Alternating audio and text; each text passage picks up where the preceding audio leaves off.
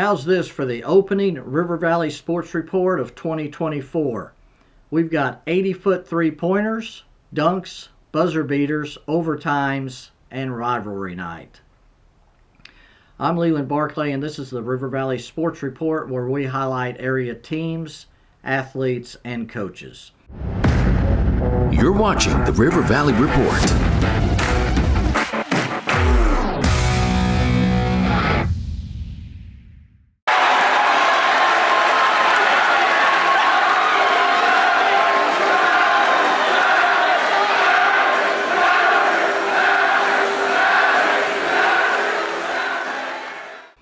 On Tuesday, Southside beat Northside 66-63 in overtime for the first victory for the Mavericks over the Grizzlies in 6 years, with Alex Roper securing the win with 2 free throws in the final second.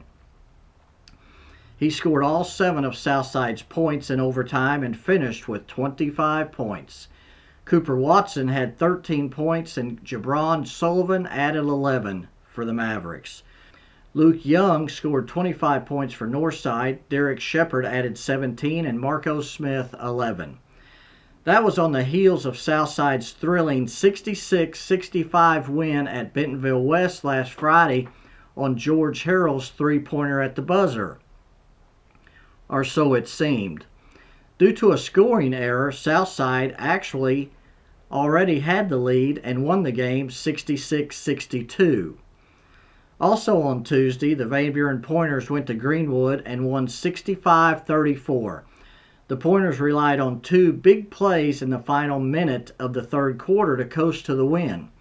First, with 55 seconds left in the quarter, sophomore Weston Wilcox turned a steal into a breakaway slam for a 44-30 lead. Right at the end of the quarter, Wilcox grabbed the rebound after Greenwood had missed a free throw and flipped the ball to Trenton Cooley, who chunked it 80 feet. The shot banked off the backboard and rattled in as the buzzer sounded for a 49-34 lead. Last Friday, the Greenwood Lady Bulldogs needed overtime to rally past Russellville 71-70 in the 5A West opener. Greenwood led 18-3 just 6 minutes into the contest, but Russellville outscored the Lady Bulldogs each of the last 3 quarters to force overtime, tied at 64-64. Russellville also scored the first 2 baskets of overtime to take a 68-64 lead, but Greenwood rallied and Izzy Smith made a steal near midcourt, passed it to Carly Sexton, who hit Anna Trusty down court for a layup with 7.6 seconds left. Russellville missed 2 shots at the end, and Greenwood prevailed in the 5A West opener. On Saturday night in Oklahoma, Roland swept Muldrow in the championship games of the annual Sequoyah County Tournament. Roland won the boys' game 54-40, while the girls won 39-25. We talked with Roland coach Eddie Lewis after the boys' win and Coach Scott Nelke after the girls' victory. Roland, it never gets old, does it? No, sir. It's been real competitive the last few years, and we're just proud to be able to take a win tonight. Of course, it was a kind of a battle of 64. Does it mean a little bit more maybe to be able to beat Muldrow in the county championship game? Oh, it's a big rivalry anytime we play. Muldrow and us both, that both teams will put out their best effort, and tonight we were fortunate enough to win. It took you a while to kind of get some separation, but once you did, you started pulling away. They played a zone, which you got to be a little more patient and take care of the ball and hit some shots. And we missed a few shots early, but I thought we hit some down the stretch that kind of gives us a little leeway there. County championship. I've been over here before. I can't remember if I've played in the finals before. I'm sure I have, and Roland's beat me, but I'm just happy to be back. That's a good group of kids in there. And they go at it every day, and Coach Armour does a great job. So it's a good win for us. It's something to build on for the playoffs and for the rest of the season. You withstood their, I guess, 3-point barrage there, but you had a big lead going into it. Was that kind of the key, withstanding that? Yeah, we did some things different than we did the first time, but we missed some assignments, but give them credit. You know, they had accounted for what we were doing, knocked down some shots and made it interesting. And, you know, I told them it's going to be runs, and they made their run, and we needed to make another one. And they our girls responded, and we came out ahead. That brings us to our weekly segment, Gimme 5. These are the top 5 performances of the past week in the River Valley.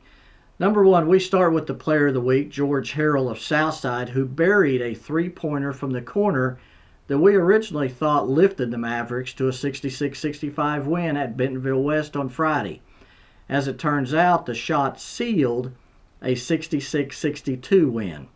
You see, with 6:06 left in the game and Southside leading 59-52, and during an injury timeout, the score mysteriously changed to 59-55 as 3 points was added to the scoreboard for the home team.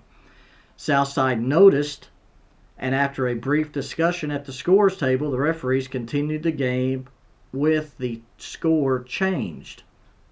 Regardless, Harrell finished with 21 points, hitting all 7 of his 3-point attempts in the win. Number 2, Tuesday night, Trenton Cooley of Van Buren ended the third quarter with his 80-foot 3-pointer in the Pointers' 68-45 win at Greenwood.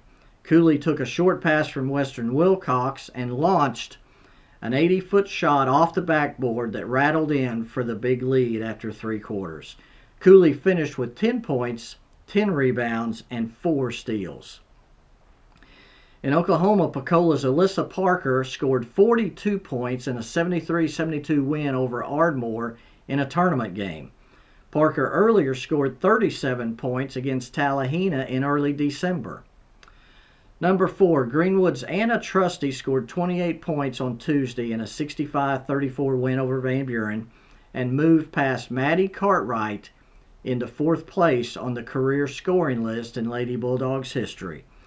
Trusty now has scored 1,595 points in her illustrious career at Greenwood.